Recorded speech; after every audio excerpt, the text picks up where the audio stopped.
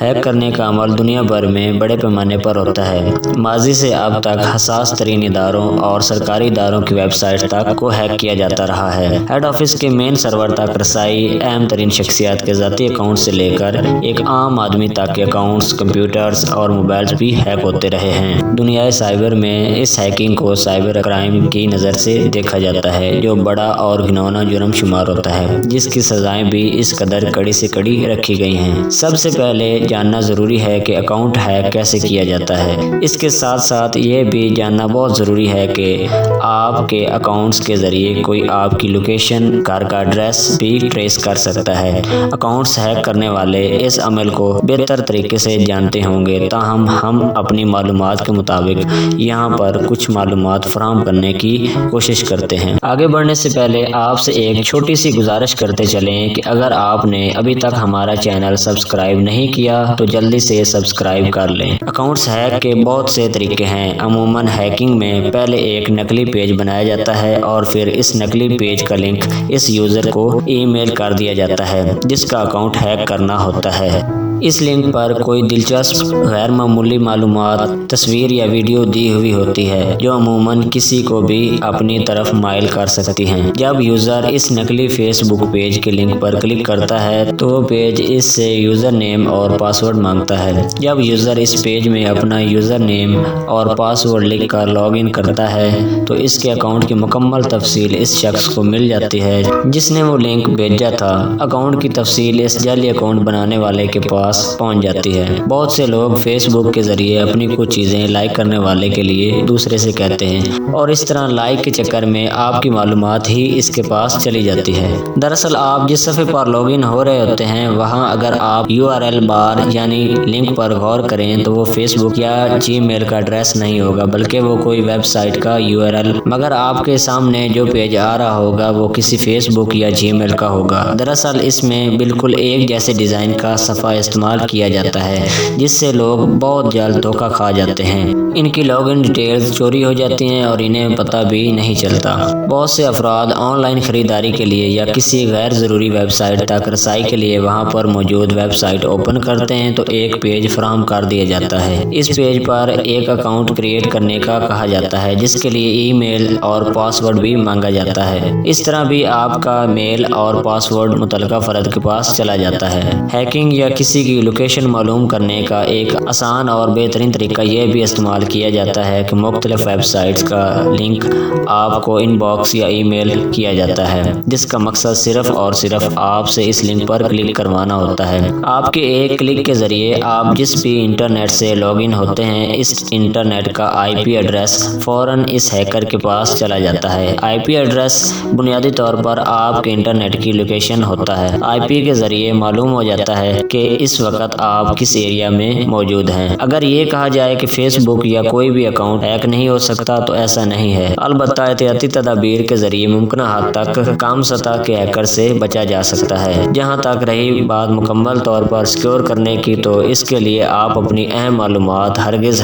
اپنے اکاؤنٹس میں نہ رکھیں۔ اگر کوئی شخص آپ کو نقلی پیج استعمال کر کے ای میل یا ان باکس کرتا ہے اور آپ کو لاگ ان ہونے کا کہتا ہے تو آپ سب سے پہلے اس پیج کے لنک ایڈریس کاپی کر کے الگ سے براؤزر میں دیکھیں۔ فیس بک میں بھی ابتدائی دنوں میں ایک بڑی خرابی سامنے آئی تھی، وہ یہ تھی کہ بغیر پاس ورڈ کے اکاؤنٹ ہیک کر لیا جاتا۔ ہیکر فیس بک کے کسی بھی اکاؤنٹ کو صرف یوزر نیم کی مدد سے کھول سکتے ہیں، تاہم فیس بک انتظامیہ کو جب اس بات کی شکایت موصول ہوئی تو فیس بک نے اس غلطی کو درست کرنے کی یقین دہانی کرائی تھی۔ تاہم یہ نہیں معلوم ہے کہ آیا فیس بک کو اس قدر سیکیور کر دیا گیا ہے یا ابھی تک نہیں کیا جا سکا۔ اس بات سے یوزرز کو بہت احتیاط رکھنی چاہیے کہ وہ اپنے اکاؤنٹ میں کوئی ایسی چیز سیو نہیں کریں۔ اگر آپ کی ID کو بہت سیکیور رکھنے کے باوجود ہیکر کھول لیتا ہے تو ان تک نہ پہنچیں۔ کوشش کریں کہ 2-3 ماہ بعد اپنا پاس ورڈ اپ ڈیٹ کرتے رہیں۔ پبلک مقامات اور دوسروں کے کمپیوٹرز پر لاگ ان کرتے ہوئے احتیاط سے کام لیں۔ صرف قابل بھروسہ جگہوں پر ہی اپنے ذاتی اکاؤنٹ سے استعمال کریں۔ لاگ ان کرتے ہوئے بعض اوقات پاس ورڈ سیو ہو جاتا ہے، اس بات کا احتیاط ضروری ہے۔ کسی بھی ای میل اکاؤنٹ کے ہیک ہونے میں سیکیورٹی کوسچن بھی اہم ہوتا ہے، اس لیے اپنے سیکیورٹی کوسچن ایسے نہ رکھیں کہ جسے کوئی بھی سوچ کر پہنچ جائے، جیسے آپ کا بہترین ٹیچر، دوست وغیرہ۔ اپنے اکاؤنٹ کو ہیک ہونے سے بچانے کے لیے پرائمری ای میل اور موبائل فون نمبر جو آپ کے اپنے پاس ہیں وہ ایڈ کر کے رکھیں، مگر دوسروں کے لیے شو ہرگز نہیں کریں، بلکہ وہاں پر ہڈن کے آپشن کا استعمال کریں۔ ابھی حال ہی میں ہیک کرنے کا نیا طریقہ کار بھی سامنے آ رہا ہے۔ یہ طریقہ ہیکرز کے لیے انتہائی آسان اور کارآمد ثابت ہو رہا ہے۔ ہیکر کسی بھی طریقے سے آپ کے موبائل میں ایک وائرس انسٹال کر لیتا ہے۔ نیو یارک سے جاری ایک رپورٹ میں انکشاف کیا گیا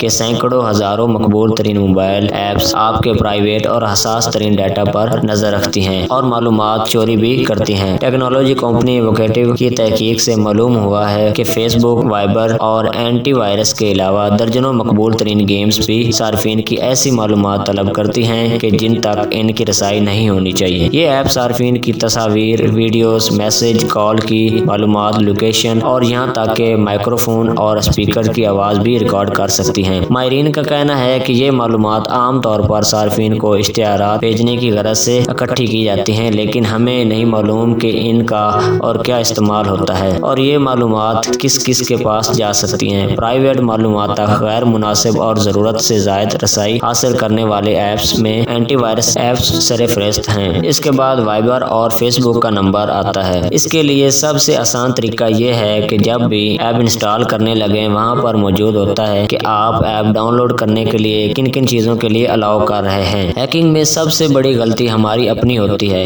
ہیکنگ کی وجوہات جاننے کے بعد آپ کو اندازہ ہو رہا ہوگا کہ اس تمام ہیکنگ میں آپ کی اپنی غلطی ہوتی ہے۔ جب تک آپ کو ایک چیز کا معلوم ہی نہیں، آپ اس لنک پر ہرگز نہیں جائیں۔ یہاں پر ایک افسوس کا امر یہ بھی ہے کہ بہت سی خواتین فیس بک کے آزادانہ استعمال کی وجہ سے گھناؤنی چنگل میں پھنسی جا رہی ہیں۔ گزشتہ دنوں کچھ ایسے کیس سامنے آئے کہ جنہیں سن کر بہت افسوس ہوتا ہے۔ کچھ لوگ فیس بک پر لڑکیوں سے دوستیاں کرتے ہیں، پھر ان کی تصاویر لے کر انہیں ہراساں کیا جاتا ہے۔ اگر آج اپنے ارد گرد کے ماحول کا جائزہ لیں تو آپ کو ہر 10 میں کوئی نہ کوئی ہراساں ہوتی لڑکی مل جائے گی، جس کی بنیادی وجہ وہ لڑکی خود ہوتی ہے۔ یہ بھی ہیکنگ کی ایک قسم ہے۔ کوئی آپ کو اپنے جال میں پھنسا کر آپ سے آپ کے اکاؤنٹ تک لے کر اس میں جو چاہے کرتا ہے۔ آپ کو سمجھنے کی ضرورت ہے۔ ایک بات یاد رکھیں کہ سوشل میڈیا پر کوئی آپ کا اپنا نہیں ہے۔ یہ سب عارضی ہیں، آج ہیں تو کل نہیں ہوں گے۔ آپ کے اپنے وہ ہیں جو آپ کے گھر میں ہیں، جو آپ کے گلی محلے اور خاندان میں ہیں۔ اس لیے سوشل میڈیا پر موجود افراد اچھے ہو سکتے ہیں، مگر کب تک یہ آپ نہیں جانتے۔ ایک بات اپنے ذہن میں رکھیں کہ سوشل میڈیا پر ایک شخص آپ کا ہے تو وہ اسی وقت اور بے شمار افراد کا ہو سکتا ہے۔ ایسے بہت سے گروہ ہیں جو پاکستان میں باقاعدہ ہیکنگ کرتے ہیں۔ پاکستان میں انٹرنیٹ کے غلط استعمال پر سنگین مقدمات اور سزاؤں کا سلسلہ شروع کر دیا گیا۔ سائبر کرائم بل 2014 کے تحت ویب سائٹ ہیکنگ کو سائبر ٹیررزم قرار دیا گیا ہے، جس کی سزا